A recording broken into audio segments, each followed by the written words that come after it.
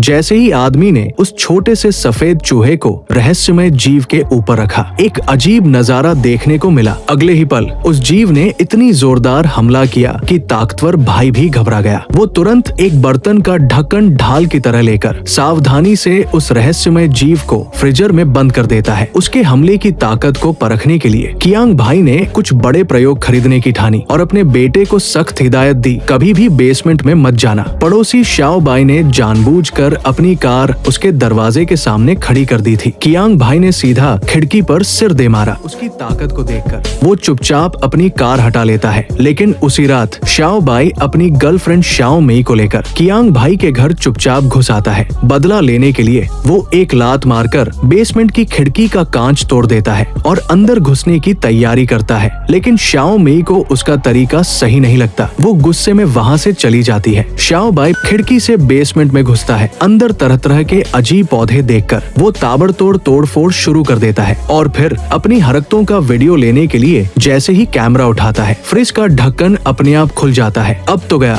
वही हुआ। कुछ घंटे बीत चुके थे। घबराई हुई शाओ मेई उसे ढूंढने वहाँ आती है। कई बार बेसमेंट में आवाज देने पर भी कोई जवाब नहीं मिलता। आखिरकार वह भी नीचे उतर जाती है। शादी की रात जैसे धुंधले उजाले में एक अजीब सी आवाज पूरे माहौल को और डरावना बना देती है। उसी समय एक झुर्रियों से भरा हाथ अचानक उसके सामने आता है और फिर एक भयानक राक्षस प्रकट हो जाता है। वो बेहोश हो जाती है। तभी एक नौजवान अंदर आता है। उसके कंधे पर शाओ मेई को उठाए वही राक्षस होता है। जब वो उसे रोकने की कोशिश करता है, राक्षस उसे जोर से धक्का देता है। फिर शाओ मेई की आंख खुलती है। वो जमीन पर बेहोश पड़ी होती है। वो उठती है और राक्षस को टूल बॉक्स में कुछ ढूंढते हुए देखती है। डर के मारे वो पीछे हटती है। तभी राक्षस उसके गले से एक लॉकेट खींच लेता है। अब शाओ मेई को एहसास होता है ये राक्षस कोई और नहीं शाओ बाई ही है। लेकिन वो समझ नहीं पाती कि शाओ बाई के साथ हुआ क्या। तभी वो युवक जो होश में आया था राक्षस का पीछा करता हुआ आता है और एक स्टील पाइप से उस पर हमला करता है। मगर राक्षस तो और भी ताकतवर निकला। उसे जमीन पर घसीट देता है। उसी समय शाओ मेई तुरंत एक भारी लिफ्ट गिरा देती है और राक्षस दबकर स्याही के ढेर की तरह चिपक जाता है। ये देखकर दोनों वहाँ से तुरंत भाग जाते हैं। लेकिन उन्हें ये नहीं पता था वो जो खून का ढेर था धीरे धीरे पास खड़ी कार में समा रहा था। वीडियो यही खत्म होता है। ध्यान देना, खाना जरा सोच समझ कर खाना।